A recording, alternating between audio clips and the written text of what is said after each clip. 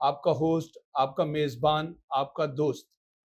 मेरे पास आज इस स्टूडियो में एक बहुत ही मुनफ़रिद, अनोखी शख्सियत तशरीफ़ लाई हुई है। मैं आपको अभी कुछ देर में उनका तारुफ़ बताऊँगा। आज हम उनके साथ जिस मौज़ू पर गुफ्तगू करेंगे, वो भी बिल्कुल अनोखा, अछूता और मुनफ़रिद है। आपके ज़हन में बहुत सारी उलझनें होती हैं, बहुत सारे प्रॉब्लम्स होते हैं, बहुत सारे चैलेंजेस होते हैं। आप चाहते होते हैं कोई हो जो मेरे सवालों का जवाब दे, कोई हो जो मेरी उलझनों को दूर करे, कोई हो जो मेरे मसाइल का हल बताए। तो आज आपके ज़हन में उठने वाले सवालात, परेशानियाँ, मसाइल, उलझनें, उनका जवाब देंगे आपको हमारे आज के मेहमान। तो मैं मज़ीद आपको इंतज़ार नहीं करवाता, बल्कि अपने मेहमान से मिलाता हूँ। मगर पहले ये किताब देखिए मेरे हाथों में। इस किताब का नाम है बदलो ज़हन, जी लो ज़िंदगी। ये किताब जो है 2 साल पहले छपकर मंज़र आम पर आई और इस किताब के लगभग 400 सफ़हात हैं। ज़हनों से मुखातिब होने वाली, दिमागों से, रूहों से खिताब करने वाली ये किताब बहुत कीमती किताब है और ये किसी बाहर के मुसन्निफ़ ने नहीं लिखी। हमारे यहाँ जो मुसन्निफ़ इन मौज़ूआत पर, एनएलपी पर किताबें लिखते हैं, वो भी अपना जो मटीरियल है, कंटेंट जो है, वो बाहर से उधार लेते हैं, मुस्तआर लेते हैं। उनका अपना नहीं होता। तो इस किताब के मुसन्निफ़ जो आज हमारे पास हमारे मेहमान के तौर पर भावलपुर से तशरीफ़ लाए हैं, वो ये क्लेम करते हैं कि ये किताब उन्होंने ही लिखी और अपने असातिज़ा की मदद और मुआवनत से लिखी और ये पहली किताब है जो इस मौज़ू पर खालिस हमारे समाज, हमारे माहौल, हमारी कम्युनिटी के लिए लिखी गई है, उनको मुखातिब करके, उनके मसाइल को सामने रखते हुए। तो इस किताब के मुसन्निफ़ से आपकी गुफ्तगू करवाते हैं। आज हमारे स्टूडियो में मौजूद हैं, भावलपुर से तशरीफ़ लाए हैं, एक सरकारी महकमे में अफ़सर हैं और 15वें ग्रेड के अफ़सर हैं।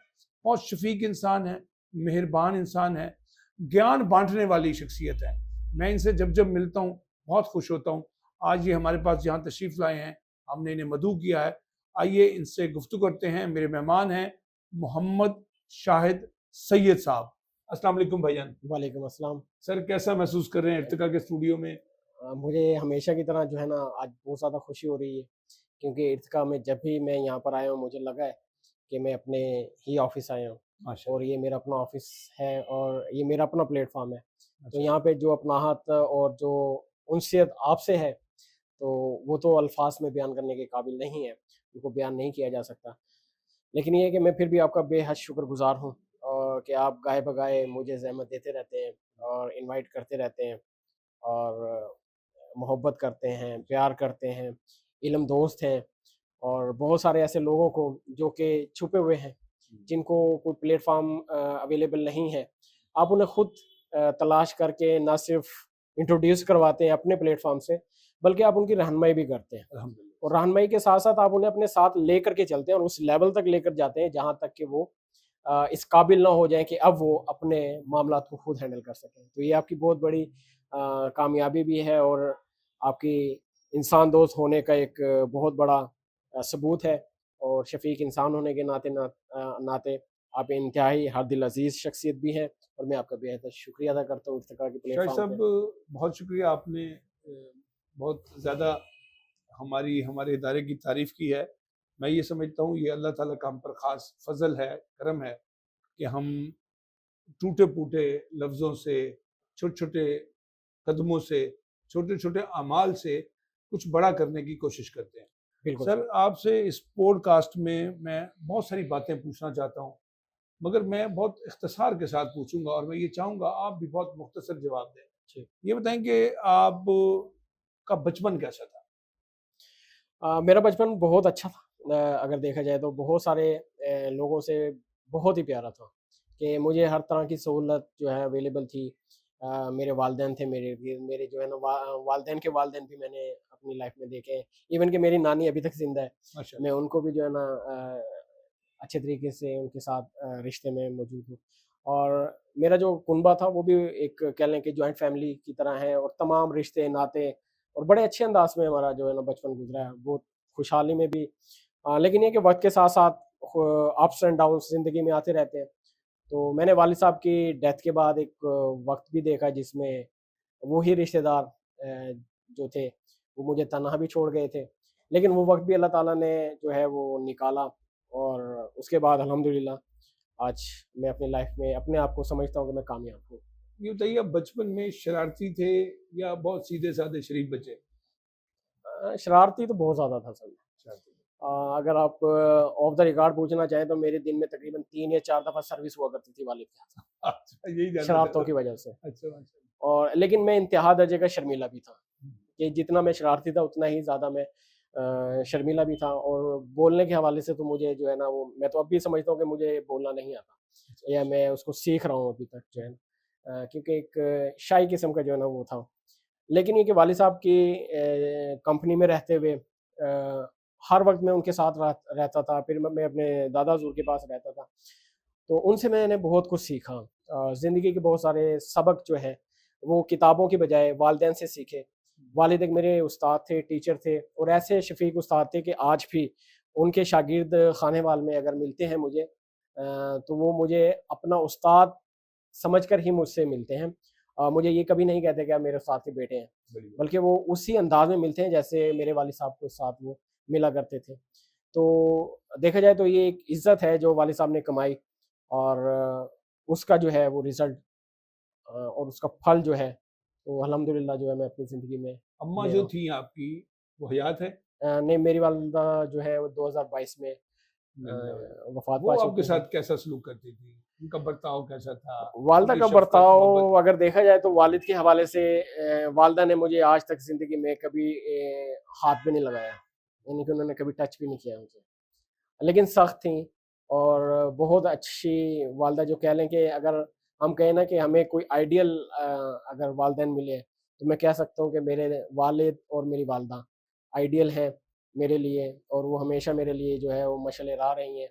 और हमारी जो केमिस्ट्री थी ना, मेरी वालिदा के साथ जो केमिस्ट्री थी माइंड के हवाले से, वो ये थी कि हम बिना कहे भी बहुत सारी चीज़ें समझ लेते थे आपस में।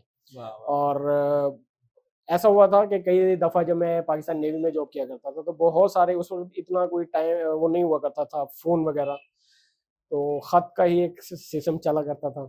तो ख़त में बाज़ औक़ात वो बहुत सारी ऐसी चीज़ें मुझे लिख कर के भेजा करती थी, जो मेरे साथ बीती होती थी वहाँ पर, हुँ, कि कहीं तुम्हें ऐसा तो नहीं हुआ, तुम्हारे साथ ऐसा तो नहीं हुआ। वाह! तो इट्स मीन कि वो रूहानी तौर पे मेरे साथ होती थी।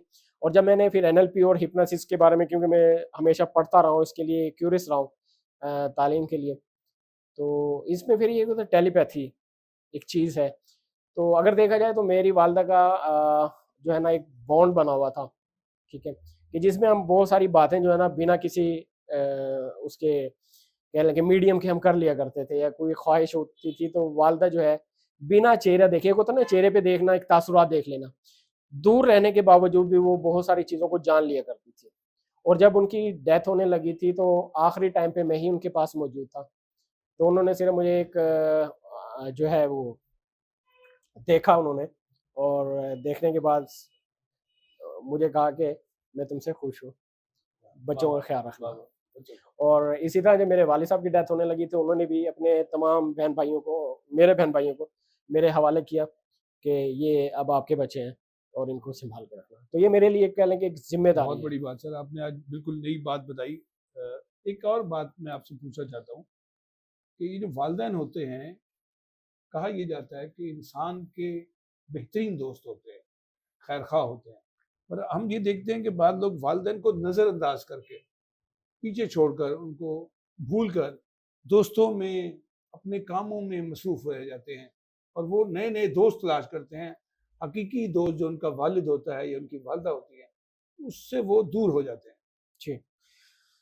वालिदैन का जहाँ तक ताल्लुक है ना सर, कि वालिदैन को हमेशा एक ज़िम्मेदारी आती है वालिदैन के ऊपर भी, कि आज अल्हम्दुलिल्लाह हम भी वालिदैन हैं, तो अपने बच्चों के साथ जो दोस्ती का लेवल है वो वालिदैन को बनाना चाहिए, ठीक है?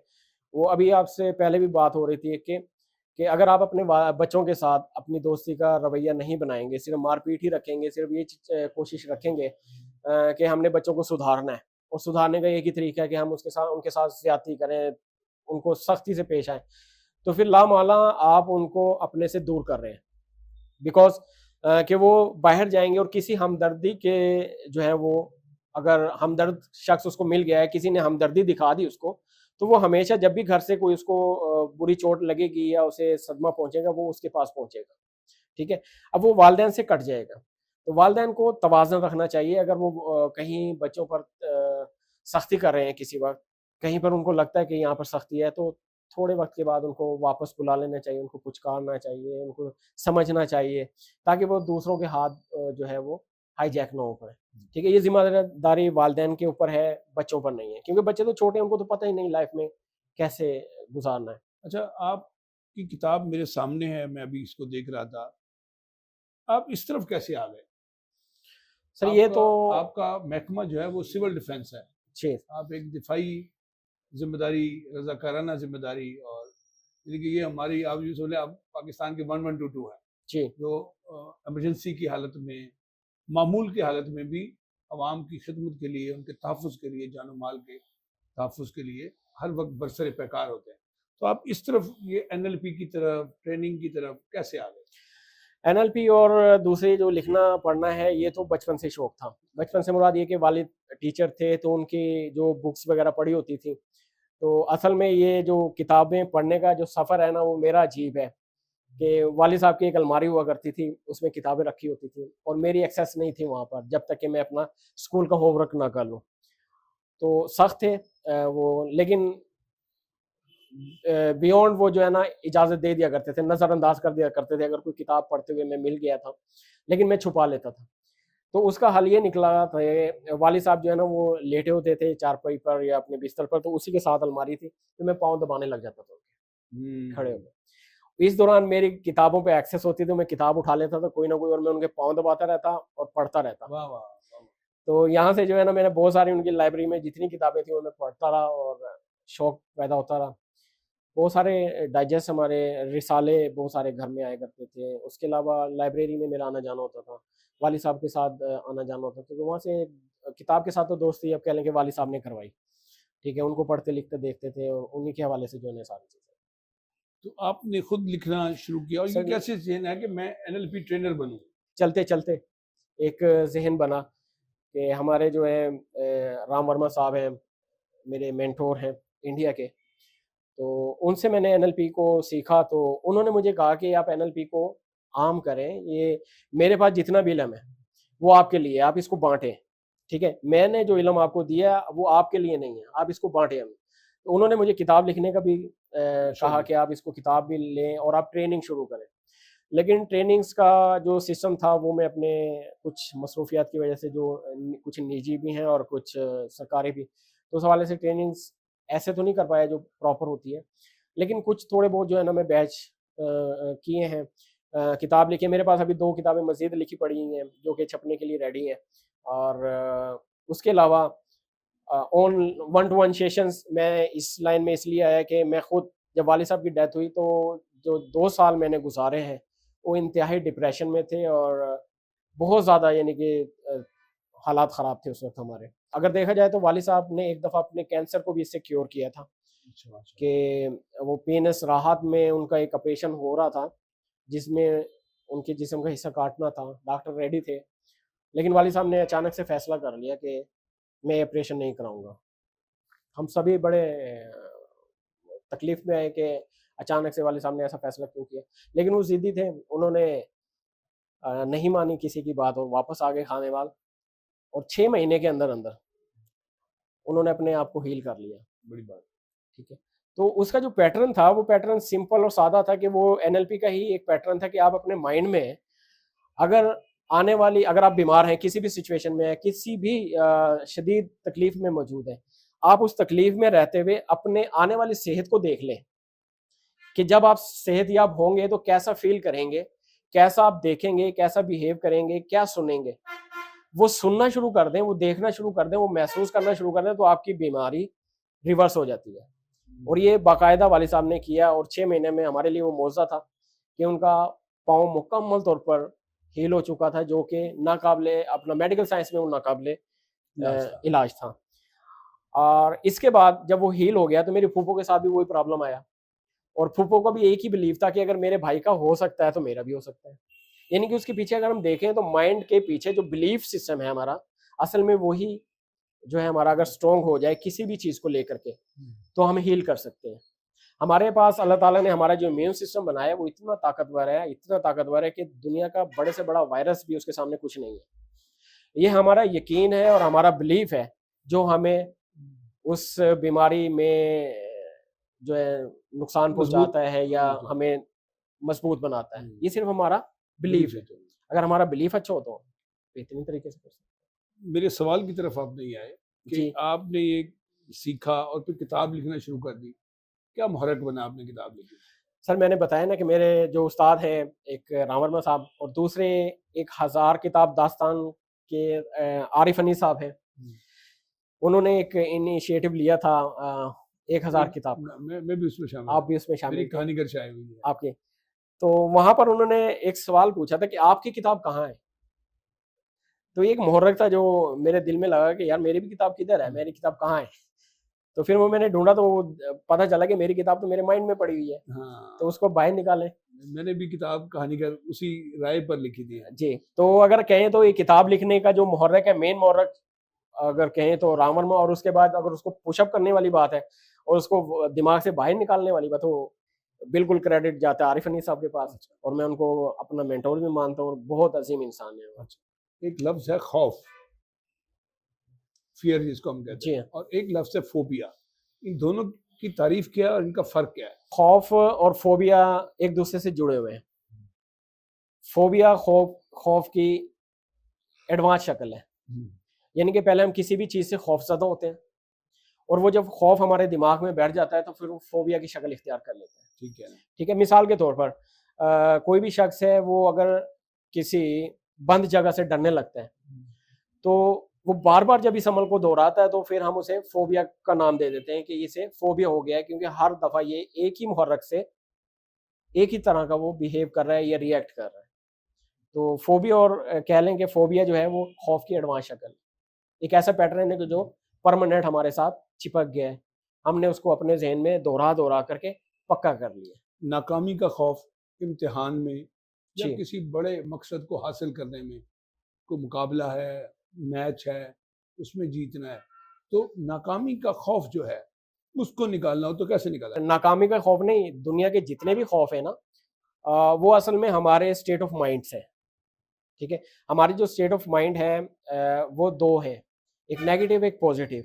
अब जैसे हम कह लें कि खौफ है, फोबिया है, स्ट्रेस है, एंजाइटी, डिप्रेशन और बहुत सारे ऐसे जितने भी नाम है, ये हमारी स्टेट है, negative state, state of mind. और जब हम कहेंगे खुशी, हैप्पीनेस, डिलाइटफुलनेस, और आप खुद एतमादी में हैं और खौफज़दा नहीं है, आप पावरफुल है, तो ये भी एक स्टेट ऑफ माइंड है। तो ये पॉजिटिव स्टेट ऑफ माइंड है।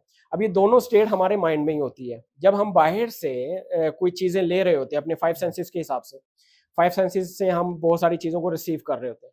तो हमारा माइंड वो सारी की सारी चीज़ों को ऐसे मनोवन नहीं लेता, बल्कि वो 3 चीज़ें करता है। वो डिलीट कर देता है कुछ चीज़ों को, कुछ इन्फॉर्मेशन को डिस्टॉर्ट कर देता है, यानी कि उसको बदल देता है, मस्क कर देता है। कुछ चीज़ों को वो जनरलाइज़ कर देता है। ठीक है? अब जो हमने बाहर से एक इवेंट 1 से कह लें कि आउटर से हमने कोई चीज़ ली, कोई इल्म लिया, तो वो जब हमारे माइंड में गया, माइंड के गहराई में गया, तो वो फ़िल्टर होकर गया। यानी कि उसमें से बहुत सारी चीज़ें डिलीट हो गई, बहुत सारी चीज़ें डिस्टॉर्ट हो गई, बहुत सारी चीज़ों को हमने जनरलाइज़ कर लिया। ठीक है? अब वो नाखालिस चीज़ें अंदर गईं, यानी कि वो हमारे एतबार से गई। हम उसको कहते हैं परसेप्शन। अब परसेप्शन हर इंसान का मुख्तलिफ होता है। जितने लोग हैं, उतने ही परसेप्शंस हैं। ठीक है? परसेप्शन वही रिसीव से बनता है, जो हम बाहर से रिसीव कर रहे हैं, जब हम उसके अंदर अपनी मिलावट कर देते हैं, यानी कि अपने इत्काद को लेकर के, अपनी तालीम को लेकर के, अपने बहुत सारे अंदर के इनर बिलीफ्स को लेकर के, अपने बहुत सारे उन चीज़ों को लेकर के जो हमने बचपन से लेकर आज तक सीखी हैं, उन तमाम को लेकर डिलीट, डिस्टॉर्ट एंड जनरलाइज़ करके जो इल्म हमारे पास बचता है, हम उसके अंदर शामिल कर देते हैं, उसको हम अपनी सच्चाई मान लेते हैं। हम कहते हैं कि ये हमारी सच्चाई है। अब जब हमारी सच्चाई वही होती है तो फिर हम दूसरी सच्चाई को ओझल कर देते हैं अपनी आंखों से, हम उनकी तरफ नहीं देखते। ठीक है? जिसकी वजह से अब वो चीज़ यकसर बदल जाती है, और उस यकसर बदल जाने से हमारे ज़हन में एक चीज़ पैदा होती है, उसको कहते हैं state of mind, neurophysiological state. ठीक है? और ये स्टेट ही है जो हमें एक्शन पर उभारती है। हम नेगेटिव एक्शन करें या पॉजिटिव एक्शन करें, हम एक्शन जरूर करते हैं। बिल्कुल ऐसे ही है। ठीक है ना। हम ऐसा नहीं है, हरगिज ऐसा नहीं है कि हमारी कोई स्टेट बने और हम एक्शन ना लें। अब बाज लोग कहते हैं कि ऐसा नहीं होता, मैं तो कोई एक्शन नहीं करता। तो एक्शन ना करना भी असल में एक्शन है, रिस्पॉन्स है। वो होता है हमारी बॉडी लैंग्वेज का, कि हम कुछ ना भी कर रहे हो तभी हम अपनी बॉडी लैंग्वेज से कुछ ना कुछ कम्युनिकेट जरूर कर रहे होते हैं। और यही कम्युनिकेशन जब हम इनर वर्ल्ड में कर रहे होते हैं, जिसको हम सेल्फ टॉक कहते हैं, ये जो सेल्फ टॉक है असल में ये हमारे इनर रियलिटी को बदल रही होती है। ठीक है। और हमारी जो स्टेट है ये हमारे एक्शंस को बदल रही है। अब जैसे हमारे एक्शंस होंगे लामोहल्ला, वैसे ही इमोशंस हमारे आएंगे। बिल्कुल ऐसे ही है। ठीक है। ठीक है। अब जो जो इमोशंस हमारे पास आएंगे तो हम जो एक्शन कर रहे हैं उसको बार बार रिपीट कर रहे हैं, तो वही हमारी आदतें बन जाती हैं। ठीक है। अब पूरी दुनिया जो है ना वो आदतों पर काम कर रही है कि ये आदत बदल दें, ये आदत बदल दें, वो कर लें, गुड वो कर लें। हैबिट्स हैं, बैड हैबिट्स गुड हैं। हैबिट्स हैं, बैड हैबिट्स हैं। फिर जो आदतें हम ले रहे हैं, जो कंटिन्यू हम उसको इस्तेमाल कर रहे हैं, वही तो हमारा एंड रिजल्ट दिखाते हैं ना। जैसे हमारी आदतें होंगी, जो हम एक्शन कर रहे होंगे, जैसा हमारा बिहेवियर होगा, जैसा हमारा चाल चलन होगा, वही हमें रिजल्ट मिलेगा। ठीक है। अब मेन चीज़ है, हमें बहुत सारे लोग ये कहते हैं बिहेवियरल साइंस वाले, और ऐसे ट्रेनिंग्स भी चल रही हैं बहुत सारी कि फलां बिहेवियर्स बदल लें, 21 दिन ये कर लें तो आपको ये हो जाएगा, ये कर लेंगे। लेकिन मैं उनसे ये पूछता हूँ कि बिहेवियर्स पैदा कहाँ से हो रहा है? स्टेट ऑफ माइंड से होता है। आपके स्टेट ऑफ माइंड से। बिकॉज कि जब आप अच्छे मूड में होते हैं तो आपका रिस्पॉन्स अच्छा होता है, जब आप बुरे मूड में होते हैं तो आपका रिस्पॉन्स बुरा होता है। ऐसे ही है ना। बाज़ औक़ात लगता है कि खबर अच्छी मिली तो हमारे जो है वो हाथ पाँव खुशी से फूल जाते हैं, हम बड़े ईज़ी हो जाते हैं। बाज़ औक़ात कोई खबर बुरी आती है, हमारे घुटने जवाब दे देते हैं, हमें लगता है किसी ने यहाँ पे सीने पे वो बोझ रख दिया है, कुछ चीज़ हमें घोंप दी है, हमारा गला पकड़ा गया है। ठीक है ना। तो ये सारी चीज़ें कि हमारा रिस्पॉन्स कहाँ से आ रहा है? हमारे स्टेट ऑफ माइंड से। अब जहाँ पे आपका सवाल था ना कि बच्चे जो है वो स्टूडेंट्स के हवाले से, कि वो सारा साल मेहनत करते हैं और उनको खौफ होता है नाकामी का, और उनको इम्तिहान का, एग्जाम का खौफ होता है, ये कहाँ से आता है? तो असल में ये भी एक उनका खौफ नहीं है, स्टेट ऑफ माइंड है। मिसाल के तौर पर बच्चे ने पूरा साल जब मेहनत की है, उन्होंने स्टडी की है, उन्होंने एक अलग स्टेट ऑफ माइंड में रह करके की है जो कि पॉजिटिव था, जहाँ पर किसी भी किस्म की कोई ऐसी अनहैप्पी सरगर्मी नहीं थी। वहाँ पे माहौल उनका घर का था या स्कूल का था, वो बड़ा ईजी माहौल था, यानी कि उसका स्टेट ऑफ माइंड एक अलग था। जब वो एग्जाम देने जा रहा है तो वहाँ पे भगदड़ मची हुई है, उसको एक ऊपर से एक प्रेशर है उस एरिया का, माहौल है वहाँ का, माहौल है, सुपरिटेंडेंट है, सुपरिटेंडेंट का खौफनाक शक्लें कंट्रोलर हैं, खड़े उनके हैं। एक रवैये हैं, फिर वहाँ का जो एक 3 घंटे का एक टाइम एग्जामिनेशन है, हॉल में टाइम जो स्पेंड टाइम होता है। शेड्यूल है, वो उसको बाउंड करता है। तो ये सारे के सारे उसके ऊपर स्ट्रेस आती है। अब होता ये है कि बच्चा जो है माइंड ऑफ स्टेट में, ये इस तरह होता है कि एक चीज हमने एक दराज में रखी और हम उसको तलाश कर रहे हैं दूसरी दराज में, क्या मिलेगी? नहीं मिलेगी। नहीं मिलेगी। तो यहाँ पर सिंपल सा है कि उस खौफ पर काबू पाना इतना ही है कि आप उसी स्टेट को, जिस स्टेट में आपने पढ़ा था, वो सवाल याद किए थे, जो आपने स्टडी की थी, उसी स्टेट को आप उस माहौल में क्रिएट कर लें। क्रिएट करने का सिंपल सा कि आप उस माहौल को बैठें, उसको साथ फेमिलियर हो जाएं। ठीक है। लंबे और गहरे सांस लें और अपने आप को इमेजिनेशन में सोचें, आंखें बंद करके सिर्फ 5 मिनट के लिए, 2 मिनट के लिए, कि मैं उसी जगह पर हूँ जहां पर बैठ के मैंने सबक याद किया था। ठीक है। और ये आप अचानक से आपको लगेगा कि वो सारी की सारी जो याद आज था वो आपके माइंड में आ गई। माइंड में आ गई। अब देखें, बच्चा जब स्कूल इम्तिहान गाह से वापस आता है ना बाहर, तो आपने नोट किया होगा बच्चे को सारे के सारे सवाल वापस आ जाते हैं याद, इम्तिहान में भूल जाता है। हम क्या कहते हैं? माइंड डल हो गया इसका। तो असल में वही स्टेट की गेम है कि जो ही वो वापस अपनी स्टेट में आता है, उसको वो चीजें मिल जाती हैं जो पहले गुम हो चुकी थी। सिंपल है। इसी तरह बहुत सारे खौफ, आप कहते हैं कि फलां खौफ फलां, तो ये सारे के सारे खौफ आपके मेंटल स्टेट है। आप इनको उसी हिसाब में वहां पर ढूंढे जहां पर गुम हुई है। वो उसी बुढ़िया की तरह है ना, फिर एक कमरे में उसकी कोई चीज गुम हो गई थी और वो दूसरे कमरे में ढूंढ गई। तो ये है खेल इसका, बहुत ईजी है। अच्छा सर, आज कुछ अल्फाज हैं जो हमारे इर्द गिर्द के माहौल में राइज हो गए हैं, जैसे टेंशन है, जैसे स्ट्रेस है, जैसे फ्रस्ट्रेशन है, जैसे डिप्रेशन है, जैसे एंजाइटी। क्या ये एक ही खानदान है या कोई अलग अलग चीजें हैं? इनकी कोई नहीं सर, ये तारीफ और तकरीबन वजाहत अगर करें? तारीफ और वजाहत करें तो सिंपली सी मैं माजरत खाऊं कि मैं इनकी कोई तारीफ बयान नहीं कर सकूंगा। अच्छा, तारीफ है ही नहीं इनकी। हाँ, इनकी कोई तारीफ़ अगर करना भी चाहूँ तो नहीं कर पाऊँगा कि एक लंबा एक मौज़ू है कि इनको ये होगा, तो फिर यहाँ पर हम चले जाएँगे कि इनसे सिम्पटम्स में, ठीक है? फिर बहुत सारे इख्तिलाफ़ात आ जाते हैं कि ये नहीं, ये। तो इनकी तारीफ़ तो मैं नहीं कर सकूँगा और ना ही मैं इन तारीफ़ मुझे इनकी कोई रीज़न का नहीं इनका पीछे कि ये क्या है। मुझे सिर्फ़ इनके हल का पता है। मैं सिर्फ़ ये देखता हूँ कि इनको हल कैसे किया जा जी, सकता है। ठीक है। सिंपल, कि हल पर अगर आप नज़र रखें, देखिए अगर सिम्पटम्स को ढूँढ भी लें, तो फिर आप उसका हल तो नहीं होगा ना आपके पास। मिसाल के तौर पर आप इसकी तारीफ़ रट लें, ठीक है? जो कि हम रटते हैं। आप इसके सिम्पटम्स को भी ढूँढ के रख लें, तो क्या ये मसला हल हो जाएगा? ये बिल्कुल नहीं हो सकता। जब तक कि हम उसके हल की तरफ नहीं जाएँगे। तो मैं सिर्फ़ क्वेश्चन हमेशा ये देखता हूँ कि ये हो गया प्रॉब्लम ओके ठीक है, इसका हल क्या है? ठीक है? जब मैं इस माइंडसेट के साथ देखता हूँ, तो फिर मेरा माइंड भी और मेरी बॉडी भी, मेरी सोल भी, मेरा सबकॉन्शियस माइंड भी वो हल तलाश करके मुझे बहुत सारे ऑप्शन लाकर देता था कि ये कर लें, वो कर लें, ऐसा कर लें, ये मसले हल हो जाएँगे। मसला होता है हमें सुलझाना, ठीक है? और एनएलपी इसमें बहुत ज़्यादा एनएलपी की एक सबसे खूबसूरत बात ये है अगर हम इसको थेरेपी में लेकर जाएँ, तो ये कभी भी किसी के माज़ी के बारे में पूछती नहीं है। अच्छा, हमें सवाल पूछने की ज़रूरत नहीं है कि आपके साथ क्या हुआ था, ठीक ठीक है। है? उसकी हमें कंटेंट जानने की ज़रूरत नहीं है। बिना वो कंटेंट जाने आपके ज़हन से वो चीज़ डिसएम्पावर हो सकती है, रिमूव हो सकती रिमूव है। हो सकती है ओके। और वो कितनी देर में हो सकती है? इतनी देर में जितनी देर में हम एक कप ऑफ टी पीते हैं, हाँ, हाँ।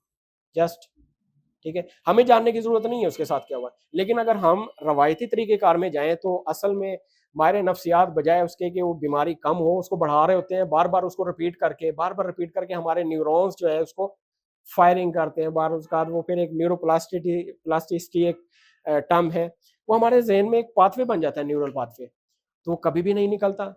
अब मिसाल के तौर पर आप ये कहते हैं कि डिप्रेशन क्या चीज़ है? डिप्रेशन यही है कि आपके साथ एक वाक़या हुआ, ठीक है? वो एक मर्तबा हुआ आपके साथ। लेकिन अब आपने उसको बाद में बार-बार दोहरा-दोहरा कर क्या किया? न्यूरल पाथवे बना लिया, हुँ, ठीक है? अब वो आपका माइंड का पैटर्न बन गया, हुँ। वो आपके आरएएस सिस्टम में चला गया और आरएएस सिस्टम ने उसको उठा कर के ऑटो पायलट बना दिया। ये आरएएस सिस्टम क्या है सर? सर ये रेटिकुलर एक्टिवेटिंग सिस्टम है जो हमारे माइंड में होता है। ये कह लेंगे ये हरामगज़ की तरफ होता है, एक ग्लैंड है और ये ऐसा सिस्टम है कि जब हम किसी भी चीज़ को बहुत ज़्यादा दोहरा लेते हैं, बहुत ज़्यादा उसके ऊपर सोचते हैं, यानी कि हम उस पे अमल ज़्यादा करते हैं, तो फिर ये हमारा माइंड ये समझता है कि इस चीज़ को उसकी ज़रूरत है, तो इसे बार-बार उसको मेहनत करने की ज़रूरत नहीं है, ये इसको पैटर्न बना देता है। मिसाल के तौर पर आपने अपनी लाइफ़ में आप एक ही तरीके से नहाते हैं, एक ही अंदाज़ में खाते हैं, एक ही अंदाज़ में चलते हैं, एक ही अंदाज़ में आपके बहुत सारे स्टाइल हैं। ये असल में प्रोग्रामिंग है। हुँ। कि आपने अपने माइंड में एक ही चीज़ को कर करके एक प्रोग्रामिंग बना ली। अब आप उसको शऊरी तौर पर करने की ज़रूरत नहीं है। आप ड्राइविंग सीखते हैं तो ड्राइविंग करते हुए आप ऑटो पायलट पे चले जाते हैं। ठीक है। आप ऑफ़िस से घर जा रहे होते हैं, बार-बार आप ऑफ़िस से घर जा कर के आपने अपने दिमाग में एक पैटर्न बना लिया, पाथवे बना लिया कि अब आप अनकॉन्शियसली भी अपने घर पहुँच जाएँगे। किसी के साथ इन्वॉल्व हैं, गप लगा रहे हैं, फ़ोन पे इन्वॉल्व हैं, लेकिन आपके पाँव आपकी सीमत को नहीं छोड़ेंगे और आप बहुत बहुत बड़ी बात की। अनकॉन्शियसली अपने घर पहुँच जाएँगे। ठीक है। टाइपिंग इसकी बेहतरीन मिसाल है कि हम अपने जो है काइनेस्थेटिकली अपनी उँगलियों को अपने माइंड के साथ जोड़ देते हैं, तो अब हम देखे बिना, समझे बिना हम कुछ भी टाइप कर सकते हैं, हुँ। ठीक है? इसी तरह ये इसी को हम कहते हैं कि आरएएस फैक्टर। सर तो इन जो ये बातनी बीमारियाँ हैं, डिप्रेशन, अ, फ्रस्ट्रेशन, एंग्ज़ायटी, टेंशन, स्ट्रेस, इनसे निकलने के लिए कोई मुख्तसर फ़ॉर्मूला क्या है, सर जो ना देखें, हमारे नाज़रीन जानना चाहते हैं?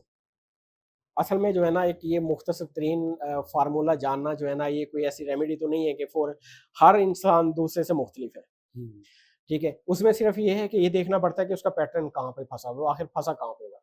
इसके 3 ही पैटर्न होते हैं, अगर देखा जाए। तो इसमें कुछ वीडियोज़, कुछ ऑडियोज़ में और कुछ काइनेस्टिकली यानी कि अपने फीलिंग्स में फँसे होते हैं। तो अब ये देखा जाता है कि कौन कहाँ पे फँसा हुआ है। तो उसकी वो फीलिंग्स को, उसकी वो ऑडियोज़ को और उसकी वीडियोज़ को अगर वहाँ से हटा दिया जाए या उनके स्ट्रक्चर को चेंज कर दिया जाए, तो ऑटोमैटिकली वो जो है ना मसला हल हो जाता है। मैं ठीक है? समझ गया। ये फ़र्दन-फ़र्दन किया जा सकता है, ये हम कॉम्बिनेशन में अगर करें, तो भी किया जा सकता है, ग्रुप की शक्ल में भी किया जा सकता है और बहुत आसान है। हर शख्स दूसरे फ़र्द के बारे में कोई शिकायत लिए फिरता है, उसको गिला है, शिकवा है, तो झगड़े हो रहे हैं, लड़ाई हो रही है, फ़साद हो रहा है, घर टूट रहे हैं, दोस्तियाँ, यारियाँ ख़त्म हो रही हैं, ताल्लुकात की जो मजबूत दीवारें थी वो गिर जाती हैं। तो हर एक को दूसरे से शिकायत है। इसका भी कोई हल है आपके पास? सर एनएलपी में बिल्कुल इसका हल है, और एनएलपी बात करती ही खुद पर है। एनएलपी दूसरों से पहले खुद पर बात करती है।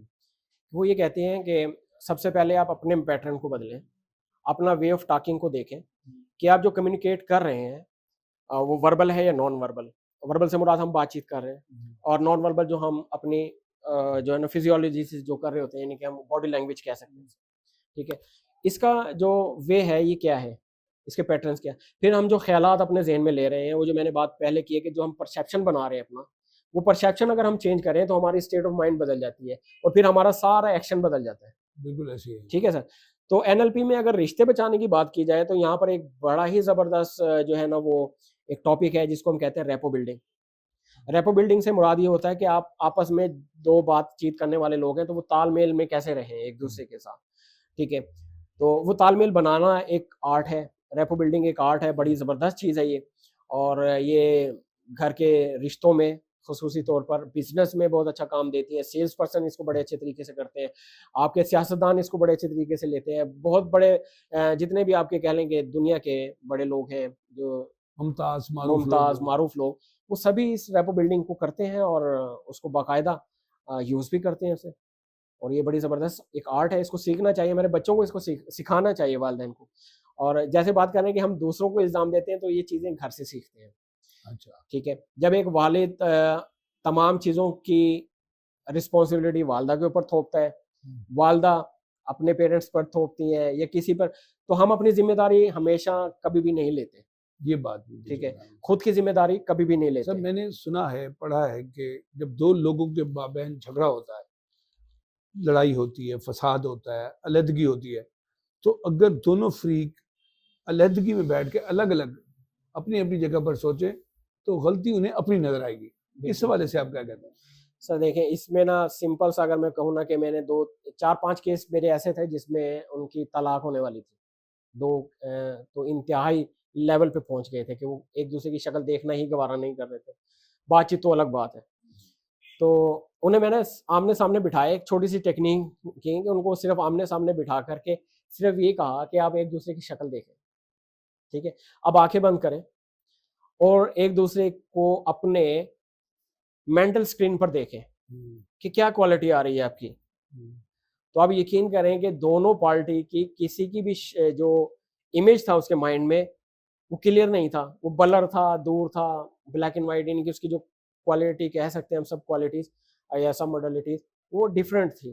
अ, जब उन्हें उन दोनों को एक दूसरी पर्सनैलिटी के बारे में कहा कि आप फलाँ शख्स को सोचें जिसको आप अच्छा फ़ील कर रही हैं या कर रहे हो, तो उनकी क्वालिटी उनके माइंड में अच्छी थी। हुँ। अब क्या किया कि एनएलपी की एक टेक्नीक है, उसको आपस में चेंज किया, सब मॉडलिटीज़ को, वो रो पड़े। सिर्फ़ आधे घंटे में वो एक-दूसरे से बातचीत कर रहे थे, गिले-शिकवे कर रहे थे, रो-पीट रहे थे आपस में, बड़ी बात है। ठीक है? तो इस तरह के बहुत सारे केसेज़ हैं जिनको हल किया जा सकता है कि आप अब उसको माइंड में देखें। देखिए हमारा जो दिमाग है ना सर, वो एक वीडियो प्लेयर भी है। वीडियो प्लेयर जो हुँ, होते हैं, हम उसमें वीडियो चला सकते हैं और ऑडियो भी चला सकते हैं, वाह! ठीक है? इतना ही नहीं, वो ऑडियो प्लेयर और वीडियो प्लेयर के साथ ऑडिटर भी है। हम अपने माइंड में से उन वीडियोज़ को जैसे चाहें जो है ना कर सकते हैं, मैं समझ गया। चेंज कर सकते हैं हम उसको। एडिटिंग जब का हम जवाब। एडिटिंग करते हैं तो बहुत सारी चीज़ें हैं जो कि आपको पेन दे रही हैं, आप उसको रिमूव कर सकते हैं, वहाँ से निकाल सकते हैं, उनको बदल सकते हैं, उनकी सब मॉडलिटीज़ को बदल सकते हैं। तो जो ही आप देखेंगे कि सब मॉडलिटीज़ किसी चीज़ की वाक़ई की बदलती है, तो आपका परसेप्शन बदल जाता है, आपका पॉइंट ऑफ व्यू बदल जाता है और आपका पूरा माइंड चेंज हो जाता है। जब आपका माइंड चेंज हो जाता है तो आपकी पूरी बॉडी चेंज हो जाती है। तो ये सीक्रेट्स हैं छोटे-छोटे, यानी कि छोटी-छोटी टेक्निक्स हैं और बहुत यूज़ेबल टेक्निक्स हैं। अच्छा, शायद सैयद साहब, दिल तो चाहता है आपसे बहुत देर बातें की जाएँ, हमारे नाज़रीन भी यकीनन आपकी बातों से बहुत कुछ सीख रहे होंगे, उन्हें कुछ नया सीखने और समझने को मिल रहा होगा। अब आखिरी सवाल आपसे करना चाहता हूँ कि बच्चा इम्तिहान में नाकाम हो गया, एफएससी का बच्चा है और मेडिकल में मेरिट पे नहीं आया, खुदकुशी कर लेता है। मैट्रिक में बच्चा इम्तिहान में नंबर नहीं ले सका, खुदकुशी कर लेता है। मियाँ-बीवी का झगड़ा हुआ, है नी? तो खातून ने या मर्द ने खुदकुशी कर ली, ठीक है? हमारे यहाँ उदासी, मायूसी, दिल शिकस्तगी बहुत ज़्यादा बढ़ती जा रही है जी। और ऐसे में लोग ये जो इंतहाई इक़दाम उठाते हैं, इसके हवाले से आपके पास या एनएलपी के पास कोई तजवीज़ है? सर इन ऐसे लोगों के लिए सिंपल और सादा सी टेक्निक भी है और एक ही रीज़न है इनके पीछे। आप कह लें कि जो बंदा खुदकुशी की तरफ माइल होता है या ऐसी पोज़ीशन में जो आप कह रहे हैं, उसका सिर्फ़ एक ही रीज़न है कि उसका कोई गोल नहीं है, आउटकम नहीं है उसकी लाइफ़ का, ठीक है? जब भी हम उससे सवाल पूछते हैं कि आप अपनी ज़िंदगी में कहाँ जाना चाहते हैं, आपका मकसद क्या है लाइफ़ का? तो अगर उसे मेंटली तौर पर दिखाया जाए कि आप अपनी आँखें बंद करें और अपने सोचें कि आप कहाँ जाना चाह रहे हैं, तो वो डर जाते हैं। वो ये कहते हैं कि हमें अंधेरा नज़र आ रहा है, हमें कुछ सामने दिखाई नहीं दे रहा, मुस्तकबिल है ही नहीं हमारा, ठीक है? तो मेन चीज़ है कि आप अगर मुस्तकबिल आपको दिखाई नहीं दे रहा, तो इट्स मीन कि आप वहाँ जा ही नहीं सकेंगे। जब जा हाँ, पाएँगे बहुत ही अच्छी नहीं, बात। ठीक है। तो आप खुद को फँसा हुआ पाएँगे, स्टक स्टेट में पाएँगे। अब आपके पास करने के लिए कुछ नहीं है, माँ सिवाय खुदकुशी के या खुदकुशी के अटेम्प्ट के, हुँ, ठीक है? क्योंकि आपको सामने दिखाई नहीं दे रहा कुछ भी कि जा कहाँ रहे हैं, जाना कहाँ है, ठीक है? तो इसका एक ही हल है कि आप अपने खूबसूरत से अपनी ज़िंदगी के आउटकम्स बनाएँ हुँ, और ये होने ही चाहिए। अब आउटकम का मुराद या आप ये कह लें कि आउटकम से मुराद ये नहीं है कि आप बहुत बड़ा आप दुनिया में हैं तो पूरी दुनिया का ज़िम्मा ही आपने उठाया हुआ है। आप अपने हिसाब से अपनी कैपेसिटी को देख कर के अपने लिए एक छोटा-सा गोल बना लें, लेकिन आप उसको अचीव करें और बनाएँ ज़रूर, ठीक है? मेरा हमेशा तमाम स्टूडेंट से यूनिवर्सिटी में भी जाता हूँ और बहुत सारे लोग हैं जितने भी मेरे पास आते हैं जो मुश्किलात में फँसे होते हैं, उनसे सिर्फ़ एक ही क्वेश्चन पूछता हूँ मैं जब मैं कि आपका आउटकम क्या है? आपका मकसद क्या है? कहते हैं, "सर हमारे पास तो मकसद तो कोई भी नहीं है।" मैं पूछता फिर आप जाएँगे कहाँ पर? ये तो उस मुसाफिर की तरह है ना जो टिकट घर पे चला जाता है और उसको पता है मुझे नहीं पता मैंने कहाँ जाना है, मुझे बस टिकट दे दो। वो तो आवारागर्द है सर, आवारागर्द मुसाफ़िर भी तो तो नहीं। आवारागर्द को भी फिर भी थोड़ी-सी डायरेक्शन होती है कि मैंने फलाँ-फलाँ जगह पे जाके मैंने आवारागर्दी करनी है, अच्छा, ठीक है? मकसद एक चीज़ का है ये है कि आपने आखिर हासिल क्या करना है? अभी जैसे एक लड़का मुझे कह रहा था कि सर मैं प्लान कैसे बनाऊँ अपनी लाइफ़ का? तो मैंने फिर उससे पूछा, करना क्या चाहते हो? तो वो कहता है मैंने जॉब करनी है और बिज़नेस करना है। तो ये कह लें कि उसके ज़हन में तो ये बहुत बड़ा गोल है, उसने बना लिया कि ये गोल है, हुँ, लेकिन वो क्लियर नहीं है, हुँ, हुँ, डायरेक्शन नहीं है, हुँ, ठीक है? गोल्स होता है कि आप अपने एंड वैल्यू पे चले जाएँ, कि ठीक है। एक्चुअल आपको क्या चाहिए? What's exactly you want? कि आपको हकीकत में चाहिए क्या? ख्वाहिशें तो बहुत सारी सारी हमारे पास होती हैं और इंतहा दर्जे की ख्वाहिशात हैं। ख्वाहिशात के पीछे हमारा जो है वो छुपा होता है और एनएलपी में मैंने अपनी किताब है इसका चैप्टर है पूरा न्यूरोलॉजिकल अलाइनमेंट। इसके अंदर अपनी ज़िंदगी का मकसद खोजने का इंतहाई आसान तरीका है, ठीक है? हर शख्स अपने ज़िंदगी के मकसद को ढूँढ सकता है, ठीक है? और उसको पता होता है लेकिन उसके सामने भी होता है लेकिन उसकी आँखों से ओझल होता है, ठीक है? आप उसको ढूँढ सकते हैं और उसको फिर कैसे प्रैक्टिकल इस्तेमाल करके अपने आउटकम को पूरा कर सकते हैं, ये पूरे का पूरा इस बुक में भी और एनएलपी भी इसके अंदर बहुत सारी टेक्निक्स बताती हैं और बहुत ईज़ी वे में आप अपने आउटकम तक पहुँच सकते क्या हैं। आप अगले 20 बरस बाद खुद को कहाँ देख रहे हैं? मैं आपको बहुत बड़ा ट्रेनर समझता हूँ एनएलपी का, कि मैं बहुत सारे पूरे पाकिस्तान में तकरीबन जो है ना वो 60-62 शहरों में, इससे भी ज़्यादा ऐसे भी है। और इंटरनेशनल लेवल पे भी जो है ना वो मेरी ट्रेनिंग्स होंगी और 20 सालों में तो अभी तो मेरे 20 सालों का प्लान नहीं है मेरे पास। 5 और नेक्स्ट 10 ईयर का प्लान मेरे पास लिखा हुआ है हाँ कि जी। आखिरी 10 सालों तक मैंने कहाँ जाना है हुँ, और पिछले 10 सालों से मैं जहाँ तक आया हूँ, यहाँ तक पहुँचा हूँ, तो ये भी एक प्लान का हिस्सा था, हुँ, ठीक है? उस प्लान में कहीं पे मुझे रुकावट आई है, मिसाल के तौर पर ये जब मैंने बुक मेरी आ रही थी, लॉन्च का टाइम था उसी दिन मेरी लॉन्चिंग थी और उसी दिन मेरा ट्रांसफ़र हो गया था, जी, मुझे याद है। खानेवाल से भागलपुर में। भावलपुर। तो वो सारी की सारी सेरेमनी को जो है ना पोस्टपोन किया गया और सब चीज़ों को हटा कर के मैंने वहाँ किया। लेकिन उसको कभी मैंने ये नहीं सोचा कि यार ये हर्डल आ गई तो कोई मसला नहीं। उसमें से फिर ये देखा मैंने सिर्फ़ ये क्वेश्चन किया कि अब यहाँ पर रह कर के मुझे कौन-कौन सी अपॉर्च्युनिटीज़ अवेलेबल है। हुँ, तो वहाँ पर जाके मुझे उससे ज़्यादा अपॉर्च्युनिटी मिली कि वहाँ पर ऑडिटोरियम्स थे, बहुत सारे नए लोग मिले, बहुत सारे ऐसे लोग मेंटर मिले वहाँ पर जाकर, ठीक है? और एक बड़ा दायरा एक छोटे दायरे से मैं बड़े बड़े दायरे दायरे में दाखिल हो गया, ठीक है? और ये मेरे प्लान का एक हिस्सा था कि किसी वक़्त आप ये कह लें कि मैं भावलपुर के बारे में आप ये कहते हैं ना कि अचानक से हुआ, नहीं हुआ। किसी वक़्त मैंने भावलपुर जाने के बारे में सोचा था। वाह, वाह!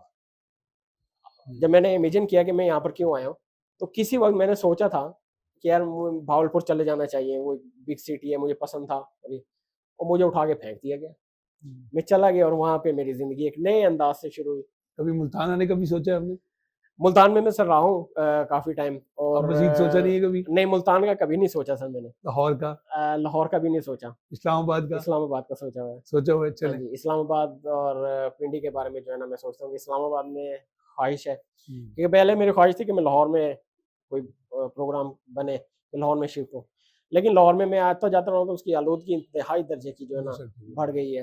अच्छा। तो इस्लामाबाद मुझे जो है ना इंस्पायर करता है। आपके लिए सर नेक ख्वाहिशात और बेहद शुक्रिया और आपका। कुछ 2 लफ्ज़, 4 लफ्ज़ या कुछ अल्फ़ाज़ आप इर्तिका के लिए कहना चाहें? सर इर्तिका के लिए तो आप ये कह लें कि जान भी हाज़िर है कि ये एक ऐसा प्लेटफ़ॉर्म है जो बिना किसी आप ये कह लें कि कुछ लिए बेलौस एक खिदमत का एक ऐसा प्लेटफ़ॉर्म है जो कि जनूबी पंजाब में अपनी नौइयत का पहला है, माशाअल्लाह। ठीक है? और मेरी दुआ है कि अल्लाह करे ये इर्तिका फले-फूले और ये जनूबी पंजाब से निकल कर के पूरी पाकिस्तान में फैले आमीन, और इंशाल्लाह ये फैलेगा इंशाअल्लाह। और दुआएँ हैं मेरी इर्तिका के लिए मैं और मेरी खुशनसीबी है कि मैं इर्तिका का मेंबर हूँ और मैं इस टीम का हिस्सा भी हूँ, उस फैमिली का हिस्सा भी हूँ और ये मेरे लिए बहुत बड़े गर्व की बात है जज़ाक और मैं इसके लिए हमेशा आपका मशकूर रहूँगा कि आपने मुझे इसमें शामिल किया। लेडीज़ एंड जेंटलमैन, अभी आपने मोहम्मद शाहिद सैयद साहब का इंटरव्यू सुना। ये पॉडकास्ट आपको यकीनन बहुत पसंद आया होगा। मैं आपका शुक्रगुज़ार हूँ कि आपने अपना कीमती वक़्त हमें दिया और मैं यकीन रखता हूँ कि हम आइंदा भी आपसे मुलाकात के लिए यहाँ आपको मदऊ करते रहेंगे और आपसे ये भी गुज़ारिश करूँगा कि आप इस इंटरव्यू के हवाले से कमेंट्स में अपना फ़ीडबैक ज़रूर दें और हमारे चैनल को भी सब्सक्राइब करें। अब नए मेहमान के साथ, नए मौज़ू पर, नई गुफ्तगू के साथ जल्द आपकी खिदमत में दोबारा हाज़िर होंगे। शुक्रिया, अस्सलाम वालेकुम।